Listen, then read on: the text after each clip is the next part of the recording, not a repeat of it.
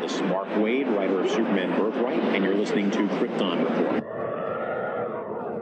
Up in the sky, look! It's a bird! It's a plane! It's The Krypton Report.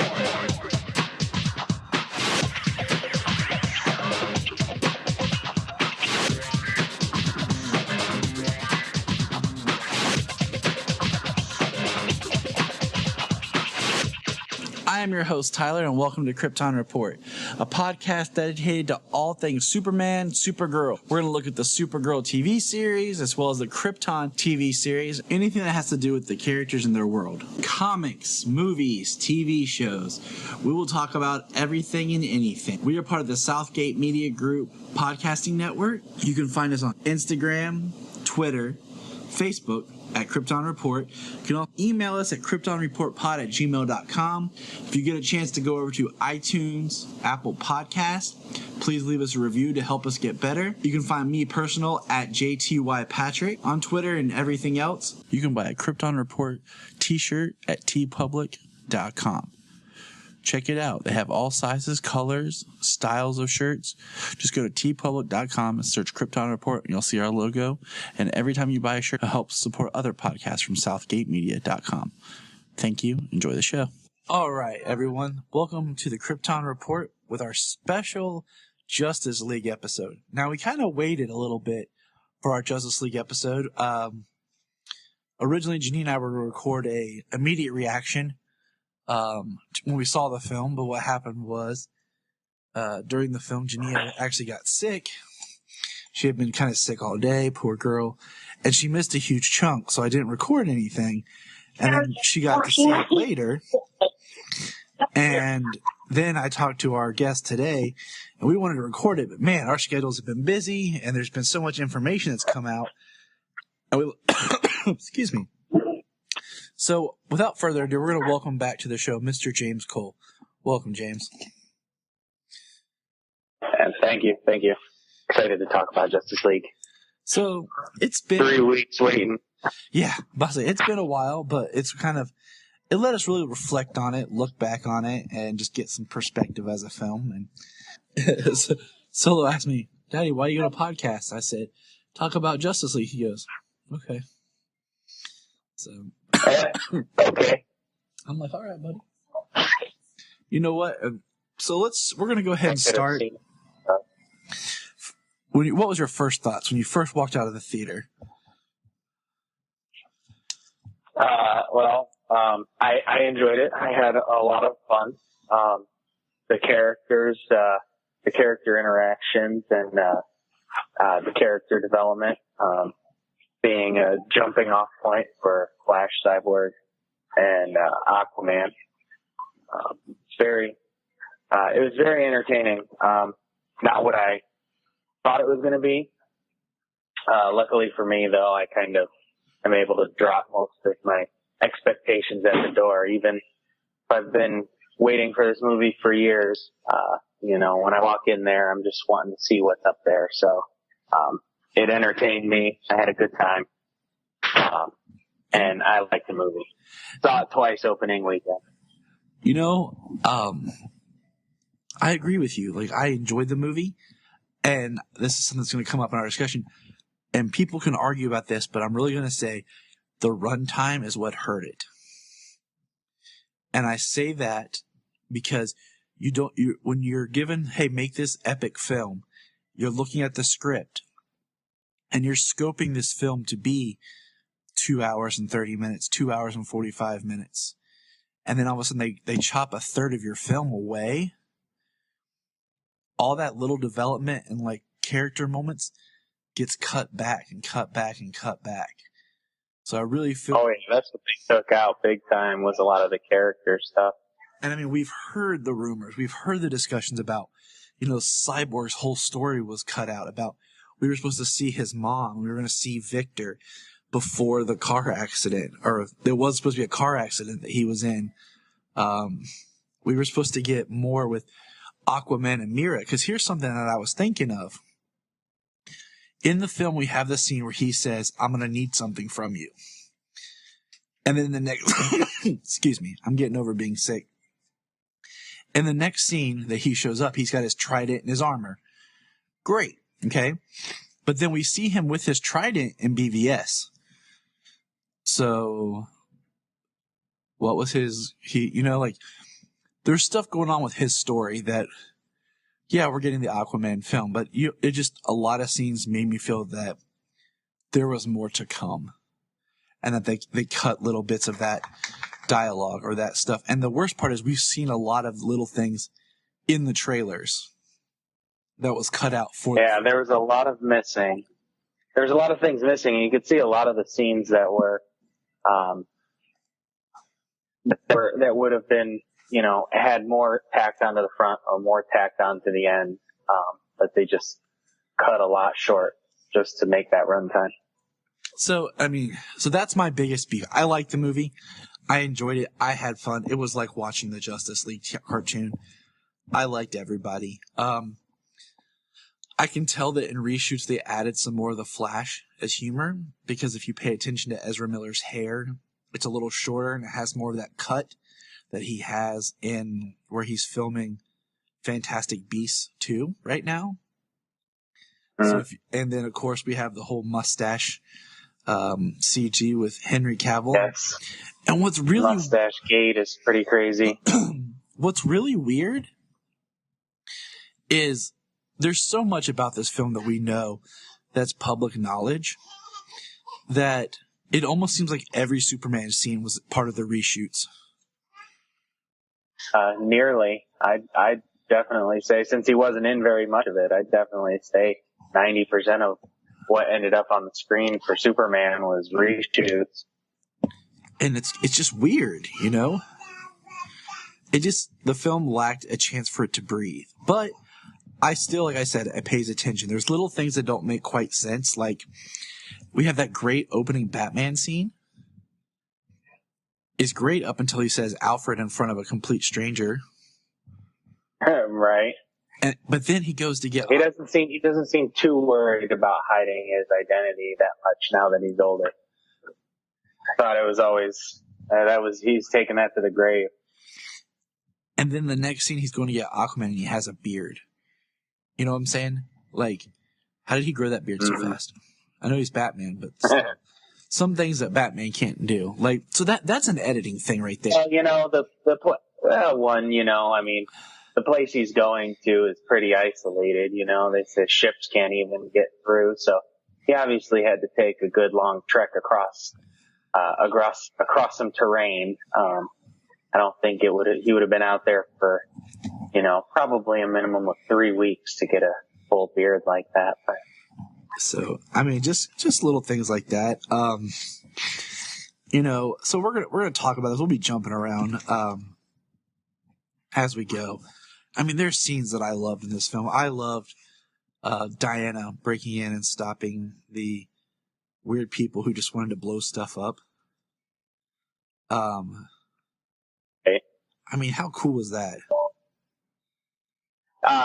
Yeah, that was amazing. It really showed her speed, her strength. We all know she's strong, picking up tanks and everything. But being out there saving a whole bunch of people, and when the guy unloaded the automatic weapon, and she's just right there blocking them all, right with her bracers. And it made me it gave me that, what's the term? Childish joy, of watching these characters, do their scenes. Now, one thing, it kind of bummed me out was originally, the film, I guess, was supposed to open with more of the story of Steppenwolf. And I just felt like his story was really quick. I would have liked to have gotten to see more of Steppenwolf at the beginning and more of the apocalyptic mythology grow. Yeah, especially, if the plan is, Darkseid by the third one at the latest, And planting there's seeds, rumors that Darkseid Darkseid was supposed to make a cameo in Justice League, because he referenced wanting to meet the Kryptonian I was reading about. And you know what? We're just going to like not even go into all that because that's hearsay. But movie.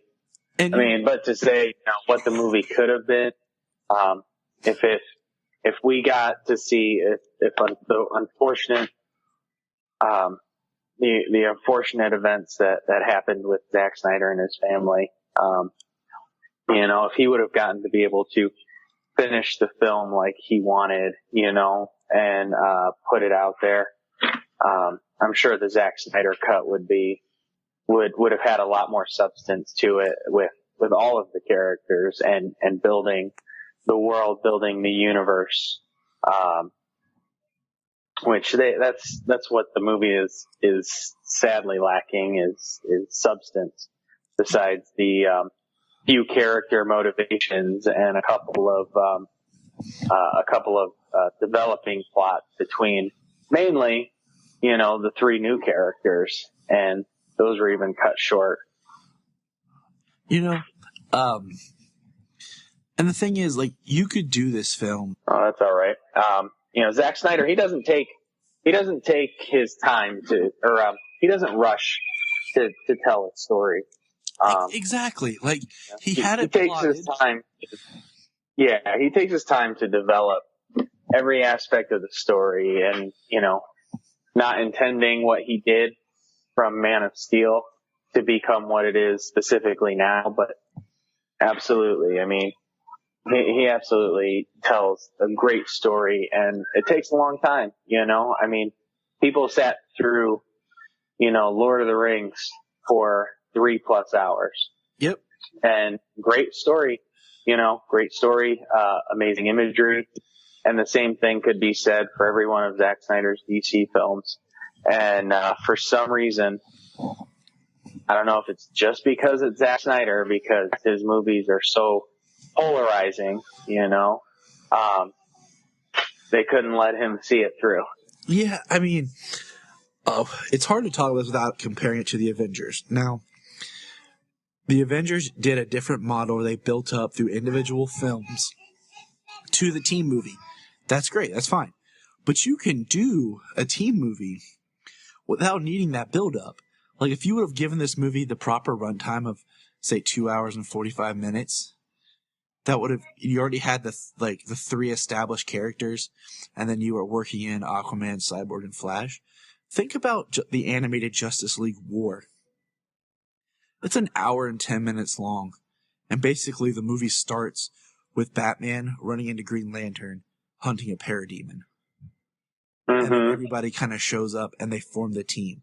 So, I mean, you can do a team-building movie without having to do all the individual films first. DC has definitely, introduced their characters in a unique way. Obviously, Superman coming to light, and then Batman, he's been around for 20 years. Wonder Woman, she's, 900 to 3,000. They kind of haven't specified, but give or take, figuring ancient Greek time, she's closer to 3,000. And speaking, and she was here in World War One. Speaking of Wonder Woman, I like the way that they have introduced. Oh yeah, the characters in. They didn't have to do the individual movie. They've kind of introduced the characters, and it calls for more movies down the road because you need to know who these people are. I mean, we know for sure we're going to get Aquaman. We're getting Wonder Woman 2. Other than that, we're not sure what's going to happen, and we just say our prayers. Well, and cross interesting our bit of news, right? Yeah, actually, interesting bit of news I read today was an official release schedule for 2019, and Shazam is early April. Cool. 2019. I mean, Wonder Woman 2 is November, so those two are still officially in the pipeline, and I have no doubt that they're going to continue going forward. We'll see how they mess with the movies down the line, but so far their plan is still moving forward. I mean, honestly, I love Affleck as Batman. I feel like he crafted a character. People are giving him a hard time about if he's too funny or if he's too this. At this moment, I feel like in some regards, he's too big of an actor to be this character. And I say that in the sense that when you get more of a movie star to be a character that has a lot of clout, and then if they don't want to do it or if they want to change things, they can. If you think about just looking at the cast of Justice League, Gal was only in a few films, and Wonder Woman's really what made her career. Momoa had done some films, had done some, epic TV work, and this is going to make him more of just a movie star. Ezra Miller had done films, but he was more of a, character actor. Character indie film type stuff, mostly early on. Yeah, I mean, like I said, blockbuster-wise, he was in Fantastic Beasts, but he was such a small part. And, in that you wouldn't think of him in this. Henry Cavill had done just a couple films leading. I remember going to see, The Immortals, the Greek film that was produced by, I think Snyder produced it, didn't he? I can't remember now if it was him that produced it or if it was someone else. But I think it was just the people who, or at least some of the people who produced 300. Yeah. And I saw that. It looked cool, but mainly I saw it because, this was a first film with the guy who's going to be Superman in it. Mm-hmm. Other than some small roles he had.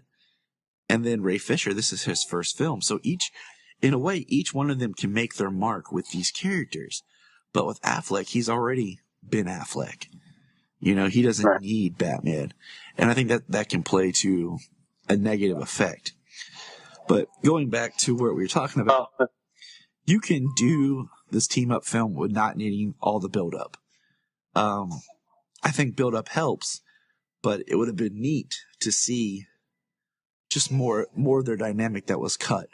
And we'll talk about this here, but there's all these debates about if there a Snyder cut. There isn't a Snyder cut. Well, you know what there is? There is footage that was cut. And at some point in time, Zack Snyder presented some sort of a work print or a working cut to the studio to look at. Mm-hmm. So there is something. I mean, of course, yeah, I would love a Zack Snyder cut. Not really in the cards. I do hope for an extended cut, shall I say? And see, that's kind of where I'm leaning. I'm not on extended scenes, some deleted stuff, and I mean, the one thing that could benefit from beyond, the character stuff in the present is the history scene, the history lesson. And they brushed through that so fast. And I think that's where your story, because have you seen the behind the scenes picture of the three actors that played Zeus, Hades, and Artemis? Oh yeah. I'm like, they look like they could eat me for breakfast.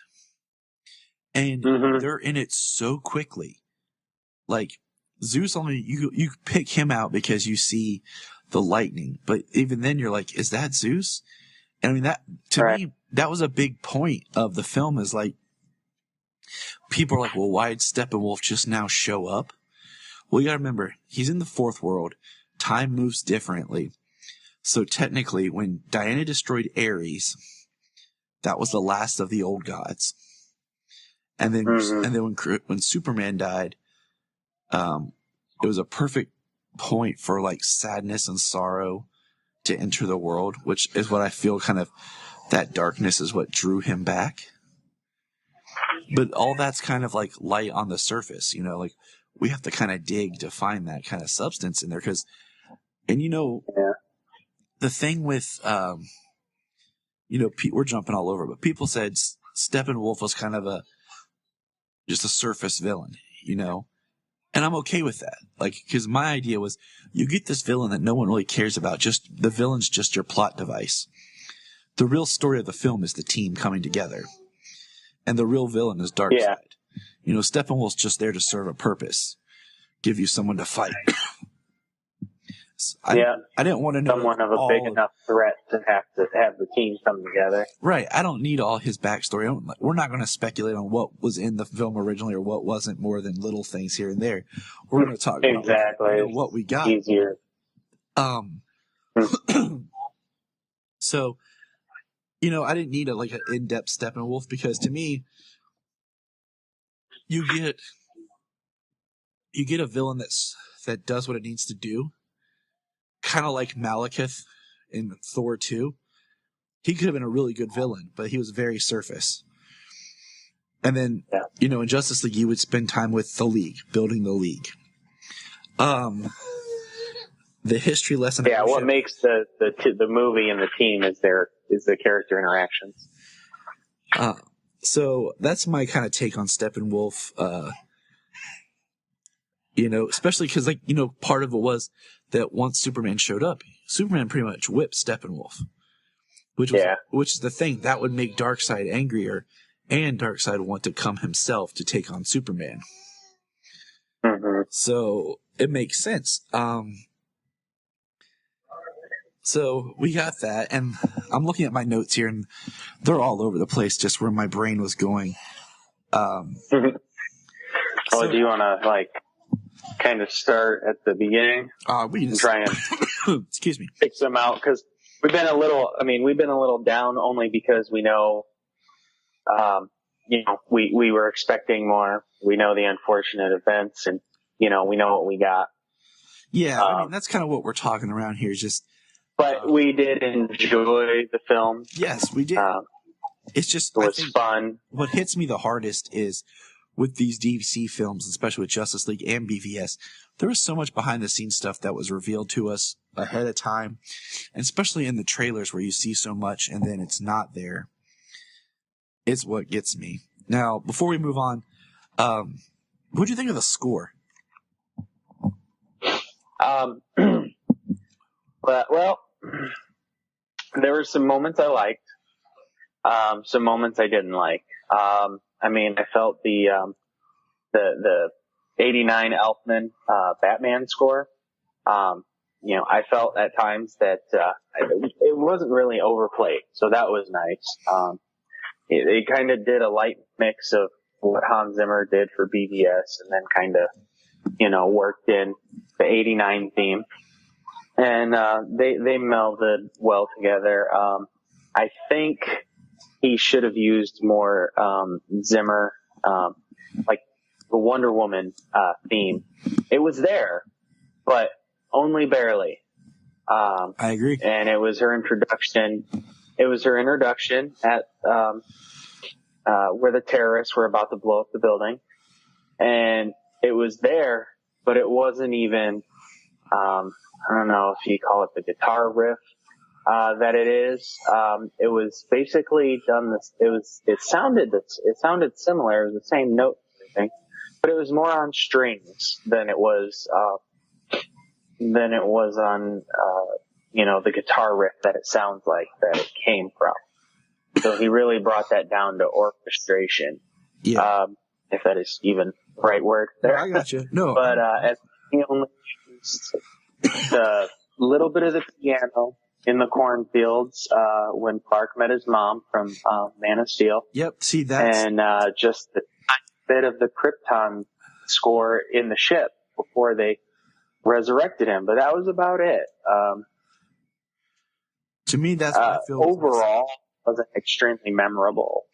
I feel like I have the score. I think there's about 4 tracks on it that really kind of stick out when you're listening to it. It was serviceable. It didn't have the dynamic that I had hoped it would have. Even the main theme was good, but at the same time, I don't feel like it is as memorable. I wish, they would have done more with the Hans Zimmer Man of Steel theme. I feel like that's kind of that's the Superman theme for this Superman, and we didn't get that. I mean, there was somebody released where they had taken the end of Justice League, the last 2 minutes of it, and put it with the Hans Zimmer Superman theme, and it works so beautifully. It just has the feel that you want. And so, I mean, it really is a hopeful feel. It does have a good rise. You know what I mean? That's one thing that the John Williams and Hans Zimmer for Superman. Yes. It starts low and it comes up and it really releases, and it does send you flying. Both of them do. I mean, I recommend to anybody who's not seen it, get on YouTube, look up Superman 75, little animated short. It's directed by Zack Snyder. It combines the Hans Zimmer and the John Williams Superman theme beautifully. They transition into each other, and it's just beautiful. Little minute and a half cartoon to check out. So we've kind of said kind of our disappointment, but all in all, I really enjoyed it. I mean, I loved seeing these characters on the big screen. We talked about Wonder Woman's intro. Birthdays and the holidays, and other stuff, cars and whatnot. I probably would have seen it at least once or twice more times in the theater, but I unfortunately have not been able to see it since my first two times. And I'm so sad. Like there's things that, like, I don't want to speculate, like I said, on what we didn't see, what we could have seen, because we could do a whole episode on what we could have saw. But let's enjoy what we did see. We saw a Green Lantern that kind of in the flashback scene. That was awesome. Like, that was so unexpected. I am very glad. Green Lanterns have been a very historic part of the DC universe for a very long time, and so it was exciting to see that there was this Green Lantern in this sector 5,000 years ago. And, he died in battle, and a lot of people suspect that, the ring went on to Abin Sur. Maybe. Time's different for I feel a little early. I do too. Yeah, it could be a different time. It could definitely age, thousands of years. I mean, and that's kind of how I feel. It does seem like a big fan. That's kind of how I feel about it. It was just nice to see a Green Lantern, because that's what we're missing from Justice League. And that's kind of, it's like the one thing I really want to see. Like, if they do the sequel, like, I really want to see Superman fight Darkseid. And I want him to say the line from the animated series. If you don't know what I'm referring to, go watch the last episode of Justice League Unlimited. The second to last episode, actually. Or the same. I can't remember. I watched them on Netflix in a different order. It's when Darkseid invades and Superman fights him. Yeah, I'm pretty sure we actually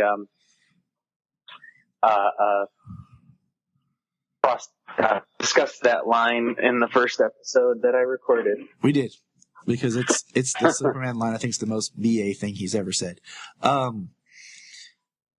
mean, gosh, we got the perfect Superman in this film. Like, he was in it for too little, but we got a bright blue suit. He was hopeful and happy. And, and I think a part of it is, and this is something I wish they would have addressed, is, the line that Flash said about needing friends. It just doesn't work just for Flash. They all need each other. They're all loners. And very much so. Even Wonder Woman being hidden for the last 100 years. Exactly. And having each other gives them a sense of friendship and belonging. That's why, and we're going to skip ahead, I love the first post-credit scene. The classic scene stretches back many, many years in the comics and cartoons of Superman versus Flash versus, yes. And I just love how he says, I've never been to the Pacific. Superman points in a different direction. And he goes, Yeah. Wait, which is that way? Yes. Now, being a Superman fan that we are, I'd hate to say this, but the Flash wins. Oh yeah, hands down. Oh, Hands down, Flash is much faster than Superman, especially in a foot race. I mean, Superman, I give him a run for the money flying, I think, to a point. But no, the Flash is faster. The Flash can tap big into time. Speed Force and time travel, and the Superman can't. Okay? Yeah. Let's just be honest here. All right? So there's let's see, there's two examples I like. One in Smallville, first time Bart Allen shows up, where he's running backwards. Yep. Bart can't keep up with him. And he just and he does, turns around. Yep. He like salutes him and just takes off. That's, oh man, I was going to reference that. You beat me. And actually in the I'm pretty sure it's in one of the Injustice issues where Flash is talking to Superman, and Superman tells him that, we've done this before. And he's like, yeah, that was for charity. Yes. That was so. And he just is gone. And Superman has no chance to read that he's gone so fast. I cannot remember if that was in Injustice or was it in Rebirth, or not Rebirth. No, it was Rebirth, Flash Rebirth by Jeff Johns. It might have been in that one. But yeah, that's the second time I was going to reference too. Where he basically says, I let you win those, Clark. They were for charity. And so, I mean, I always love, it's Justice League. I want to say it's regular Justice League, but it might be unlimited. But it's just, excuse me. It's when the Flash runs so fast that, like, they do the scene where he punches Luthor when Luthor's possessed by Brainiac. To where he eventually just starts to deatomize, and they have to grab him and hold him and pull him back together. Right. So. Yeah, with the Flash extra dimensional powers, which I like the fact that Barry does, when he's describing it to Bruce, that he does bring up the fact that it is more of an extra dimensional ability, that it's beyond here. Yes. And, that power, makes him incredibly powerful, not just fast, but the things he can do with the speed and the Speed Force. I mean, I love the part where he drew the thing on the guy's face. Yes, and then the old Jimmy Olsen actor. Oh, Mark McClure. It was happy. I had to point it out to Jania. I was like, you know who that is? I was like, it's Mark McClure. Yeah. But what I did like when he called Batman was a red phone. Yes. I missed that the first time. Screen. I saw the red phone the first time. I was like, that has to have some kind of meaning, the red phone. And then I went back and saw it again, and I was like, 66 Batman, the red phone. And that's the what it stuff is. You incorporate that's just small detail. Oh, Zack Snyder plasters those Easter eggs in all of his movies. Man of Steel, Batman vs. Superman, they're littered with Easter eggs from the entire history of the characters. And, sometimes people pick up on them. Sometimes people don't. I really like the scene with Henry Allen and Barry Allen. I like the casting of Henry Allen. Billy Crudup looks like he could be Ezra Miller's dad. And it's also another callback to a previous Snyder film with Watchmen. Yes. And with that note, here's two casting ideas, okay? Little sidestep. I think Jackie Earle Haley, who played Rorschach, should be Scarecrow. Like the very creepy Arkham Scarecrow. And I think that Matthew Good, who played Ozymandias, should be Eobard Thawne. Because that'd be pretty awesome. That would work. So, that would work. Because, think about it. We have, we had the comedian who played Thomas Wayne. And then we have Keelix. His voice was done by Carla Gugino, who is Silk Spectre 1. Yes. And then we have Night Owl, who was going to be Ocean He was Master. the voice. Yes, and he was the voice of the president in BBS. Exactly. And so he's going to be Ocean Master. So we need, we just need to bring on the rest of the Watchmen cast. Yeah. And we'll be. I'm down for that.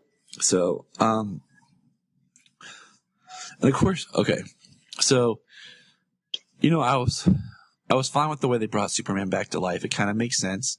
The mother boxes, being pure energy. We didn't get a lot of the history of the boxes. I did like the way they were able to. Yeah, I did like the way they were able to incorporate saying that his body could withstand that burst of energy release. And exactly, and it would make sense that he would wake up with his mind. Basically, it's like being electroshock therapy. Like he wakes up, his mind is everywhere. He doesn't it's scrambled. Mm-hmm. And I think it was interesting that Diana, when he woke up, calls him Kal-El. Calls him, and not Clark. Yeah. And then Barry gets the pet cemetery. and I love the scene where he takes off running behind him and Superman's just watching him. The best scene, one of the best scenes in the movie was definitely Superman versus the League. The three of them going to attack him, and he's just standing there holding off all three. And then, how many times have we seen that meme now? It's like, at this moment, Barry knew he messed up. Yep. And, it was great. It was, and that was enough of quote unquote bad Superman is all I needed. He had a moment where he didn't know what was going on. And Hey, Dad, why are you laughing? Because I'm talking. Because he's funny. That's why. He made it awesome. Yeah, he's in bed. He heard me laughing. Had to come down and ask. Hey, that's all good. Yeah. But that was a great scene. And then Batman showed up, and he's and Clark pulled the "Do you bleed?" line. Because that even though him and Batman kind of made up. But it was a nice turnaround, a nice callback. I didn't have too much problem with the quip. Something's definitely bleeding. I didn't feel that this Batman, he did have some quips, but most of it was of a sarcastic, know-it-all tone with his quips, kind of like the Justice League animated series. Yeah. So it didn't seem like it's too out of place. Some people were like, "Oh, Batman shouldn't joke." Well, he wasn't trying to crack jokes. You know what I mean? Yes, it was for the audience, and people laughed at it, but it was most of his comedic stuff. Like I said, was different. It wasn't just forced humor. It was that sarcastic humor that he's been known to have in the past. And once again, he's a human with all these other superpowered people. And he's, trying to... up by their face in midair and then just tossed aside. I don't care how much and how many years you've been beaten to a pulp. That's going to hurt. And I like the fact that this is older Batman and then young Flash. They're not on the same age plane. They're different, Right. The short performance he had with him in the tunnels was pretty good. It definitely showed that he's been there before. Just do it. Just do this and you'll know. Now, did you catch Commissioner Gordon when we see him and he's talking to another detective? That the detective he talks to is Crispus Allen, who would later on to go be one of the Spectres. Did you catch that? Oh, no, I did not. Yeah, I caught that, and I thought that was neat. Just another Easter egg padded in there. If it pays off, awesome. If it doesn't, still awesome, Right. I really enjoyed Commissioner Gordon for, the little bit he was in there. J.K. Simmons is a great actor. He looked he is. He looked the part. I mean, almost mother. I mean, how many of these characters is just like pulled off the screen in these Snyder films, you know, or pulled off the page in these Snyder films and slapped on screen? I like that we get the Star Labs reference, you know, and can we just take a moment to think of how brilliant the casting was of Cyborg's dad? Joe Morton, that guy will not stop until he creates the robot apocalypse. Exactly. Not only is he from Smallville, okay, he was also Miles Dyson in Terminator 2. Played the first Hamilton in Smallville. Exactly, the Hamilton that wasn't Hamilton. Miles Dyson, Terminator 2. There was another thing I heard somebody was talking about Joe Mortensen in a couple of different sci-fi shows, maybe Eureka and something Eureka else. Was one. That he was doing some type of like robotics experimentation in that show as well. So I just, that's inspired casting, I think, I think the casting across the board was great. And Justice League for everything. Yes, even Ciaran Hinds, his delivery as Steppenwolf, even he didn't have a whole lot, but his why do people keep telling me that? Everybody says he has a family, they have families. Like, I don't care you have families, I'm gonna kill you all anyways. Tell me what I want to know. I really liked that he was cast as Steppenwolf. I wish we could have got maybe more of him, like he could have actually been the character, but that's hearsay. Here, what did you think of the second poster? Well, his CGI. I'll jump right back to that. His CGI wasn't necessarily that bad. You know what I'm saying? It wasn't as bad. He was a giant character. You could see it. It wasn't as bad as people are making it out to be. But he's an alien, so his flesh could be completely, if you even want to call it flesh. Yeah. Could be completely something different, and it shouldn't look or move like skin should. You know what I'm saying? Yep. So the second post-credit scene,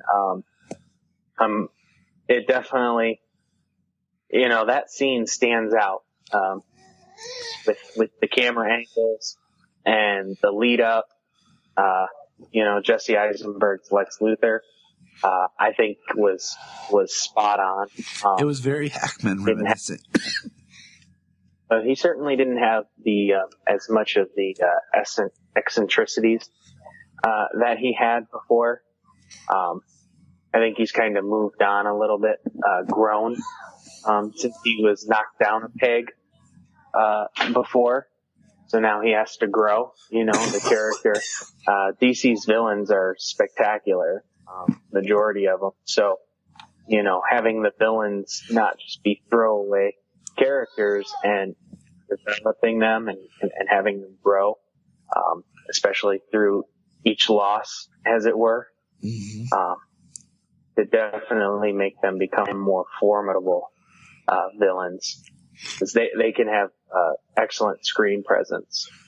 And Joe Manganiello's Deathstroke, he looked the part when he took off the mask and he had silver hair and beard, and that suit puts no shade on Arrow and Deathstroke there, because Manu is awesome, and they've done a great job with that character. But this movie suit puts that suit to shame. Honestly, I've never really liked the second Deathstroke suit on Arrow, when he was actually Deathstroke. I like the first one, like the island version. Like the mask just looked creepier to me, where it was like black with the orange. Mm-hmm. And like more of a solid and the black suit. A little more technical, not like overdone. So I never liked really the Deathstroke suit he got later. And that's why I am a fan of the Manganiello suit, is it looks more like a laid out suit and not just like a jumpsuit with a bunch of stuff put on it. But once again, no offense to him. I love Manu Bennett as Deathstroke. I'm glad that Manganiello still got a part as Deathstroke because we knew he was cast, and there had been so much up and down about where he would appear, if he would appear, all kinds of stuff. So I'm happy his teeth of Legion of Doom was not any didn't boil down to being nothing. Exactly. So I really enjoyed that. I would like to see a Legion of Doom film. I kind of like, if we do get a Justice League 2, I think it'd be kind of neat if they went ahead and did, I was thinking about this, and we'll talk about this more on a different episode, but don't hold Darkseid to like a third film. If they did something where Darkseid made a connection with Lex Luthor through Steppenwolf, because you know how he talks about the darkness is coming, he heard the bells, and all that stuff, like, and you could have like Darkseid. Yeah. And kind of like, how in Young Justice, how the light was being controlled by Vandal Savage, and then we found out at the end of the second season, that the light with the reach and everything was actually orchestrated by Darkseid. Mm-hmm. Something like that, where the Legion of Doom have been put together and orchestrated by Darkseid, and then he shows up at the end of Justice League 2. Mm-hmm. That way, you're not trying to hold off the villain for the third film, the villain that everybody really wants to see. It could be really cool because if you do the Legion of Doom, you can almost keep Darkseid a secret in the film. Yeah. Kind of makes you think back to the communion scene from BBS. Was that scene was it the ship telling him something? Like that he wouldn't, like why would the ship just at some point automatically just, like, are you back ready to start your next lesson, after Doomsday breaks out? Or was it actually a communication sequence? See, I feel that when Luthor was messing with stuff, it tapped into Darkseid, like the Apocalypse, and it was more than that, because they talked about Luthor had all these notes about the mother boxes, which quite doesn't make sense when technically he had we don't know how many times he was communicating with Steppenwolf too. Mm-hmm. Because we have the one scene, and that's where he gets arrested. So that could have been like his last scene of him like reporting on what was going on, like the Kryptonians dead or whatever. So we don't know what all happened while he was down there with the ship. Like there's more that could have happened. So I like to think it was more than just a history lesson that he received. Yeah, me too. I think it would only be the teacher told me if I like those black, those pinky ones are the fries. And told the one teacher they taste good. Okay. Then do it. All right then. Okay. All right, buddy. It's past your bedtime. Go to sleep. Okay. All right. Yes. Take your flash and go upstairs. Yeah. He just got a handful of little toys. Flash and Superman. Is it the Imaginext little figures? It was a metal, like a little metal die-cast figures. that his Papa got him for his birthday. Nice. And it's got Superman, Batman, Flash, Wonder Woman. It's got the Element Man, Mr. Freeze, Killer Croc. Got a few other people. So that's really it's a nice little set. That's really cool. Yeah, that's how it is. Yes. The thing is, we both really enjoyed Justice League. I wish people would just go see it and, not rely on, Rotten Tomatoes and all that, because to me, Rotten Tomatoes, it's just a matter, of opinion, because I could go in here and pull out and examples of things that Rotten Tomatoes have said is great, and I can just show you, like, yeah, Rotten Tomatoes says it's great, but I can't stand it, or I won't watch it. Like, you know, and I like films. Like, I like all kinds of movies and different things. And I still watch it to be either entertained or educated or really be emotionally moved. Janine and I watched one the other night, and I won't say what it was, but it was highly regarded on Rotten Tomatoes. And when it was over, we sat there and talked about the lack of character, the lack of development, and just genuinely how boring it was. It looked beautiful, but it was just a boring movie. And yet, it's highly regarded on Rotten Tomatoes, you know? And the one that I point out is Rotten Tomatoes, you know, has the most recent Ghostbusters movies on a high thing. And honestly, that movie was a mess. And and I watched it. I don't know when I don't know when people I mean it's rampant these days, but I don't know when people can't formulate an opinion by themselves, that they let a movie critic or an aggregate website, you know, tell them to go see a movie or not. Like, when did that become a thing? Like, seeing trailers before movies and on the internet, you know, YouTube, Facebook, and TV spots on TV. When did those not become enough to get somebody interested in going to see a movie or not? Yeah, exactly. I can't stand that. Like, well, what's the run? I'm like, why are you paying attention to? Like, I really get annoyed that now we get the movie reviews and stuff dropped from the critics like days before the movie comes out. And I mean, I remember Friday mornings getting the newspaper and reading the reviews of a movie, or just waiting to go see it, then reading the review. So I don't know. I just get really tired of like that. What people talk about, and the scores, because we could debate movies all day about what Rotten Tomatoes says and what you think of the film itself. Yeah, you know, everybody see the movie. See the movie for yourself. It's very enjoyable. All the characters are fun.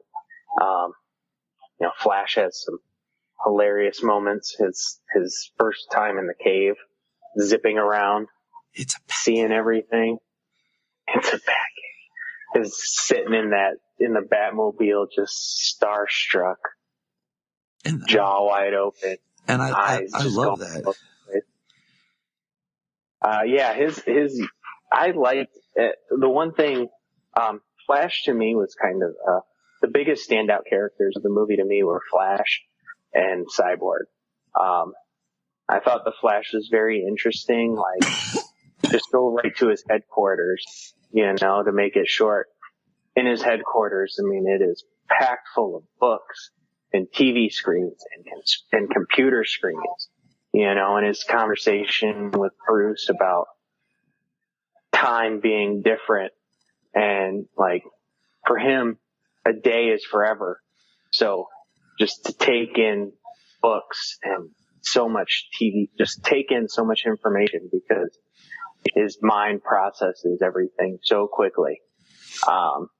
You know, and then Cyborg's evolution, you know, the things he talked about, he spoke about being able to do, and then being able to do, like flying, his computer system making him aware of when, Bruce Wayne and Alfred are looking into him. And then he doesn't even notice, but he's actually able to create that projection from his hands and see what they're looking into about him. Yep. And, him communicating with Diana on the computer, shutting it down and just putting up the words, talking to her. I feel like, I feel like Aquaman, everyone thought he was going to be a huge breakout, and I think he was, but I think they pulled him back some in editing because we know we're getting his movie. Yeah. Like his movie's next. Yeah, so like they gave you a taste to be intrigued and like him, so you want to see more. But with Cyborg and the Flash, they're like, this is their time because we don't really know what's going to happen. Yeah, and the scene at the end, just before Superman takes off, rips open the shirt, which is the first time Cavill has done that. Open the shirt to reveal the chest shield. The scene where his body evolved and transformed into a more comic accurate version. He doesn't look alien and transformer-ish anymore. You know what? I have a problem with that look. I felt like just going back to especially Justice League, the way they discussed his evolution. Yeah, that his body and his systems keep evolving. You go back to Justice League War, which I highly recommend anyone watch it. It's on Netflix. I think it's still on Netflix. It's on the CWC. Sure it's CWC. I know for sure it's on the CWC, which is a free app. It's a great little Justice League film, and in it, Cyborg goes through like 3 different transformations of his suit, and that's kind of how I felt like it's adapting to him, like you were just saying. So I really enjoyed Cyborg. I liked him when he was in the hoodie. I thought that was quite a cool look and a way of getting around having to show the CG. Yeah.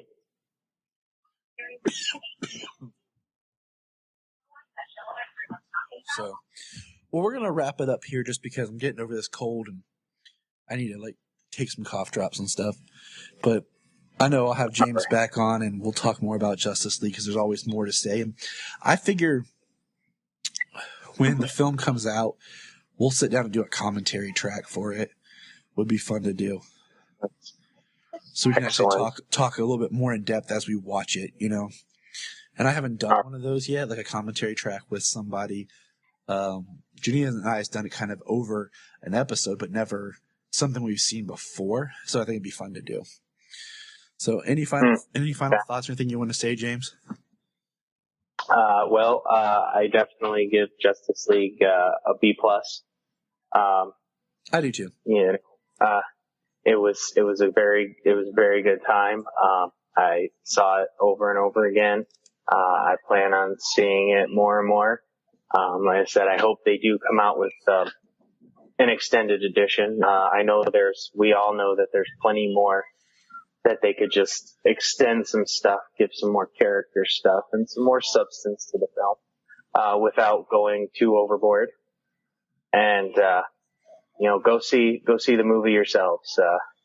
I'm sure if you're listening to this, you probably have, but, encourage others to go see it, to at least enjoy themselves for 2 hours. And I agree. I give the movie as well like a B+. So I left happy. I enjoyed it. I got, what I wanted out of it. I just wanted more. So. I took my 7 and 8-year-old to see it 2 days after me and my wife went and they both enjoyed it as well. And I think I really can't wait for it to come out on video because I think Solo will watch it because, I know he wants to see it because, he'll watch the trailers over and over. I'm almost tempted to take him to the theater and see it. We'll see. I might do that. We'll see. So, all right. Just get an early show. Make sure he's well rested, because 2 hours is going to still pushes it for little kids. That's why I'm tempted, because he sat through an hour and a half movie at the theater and was fine. And he loves Superman and Batman and Flash and everything. And he, so I might do that. You got the wheels cranking, James. All right, man. Well, you have a good one. Thank you for being on the show again. We look forward to talking to you again later.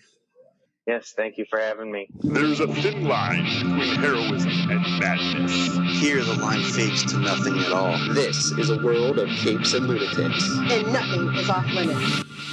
So be sure to check out Capes and Lunatics for all your nerdy needs and randomness. as well as many other awesome shows on the Southgate Media Network. If you have an interest, I bet we have a show.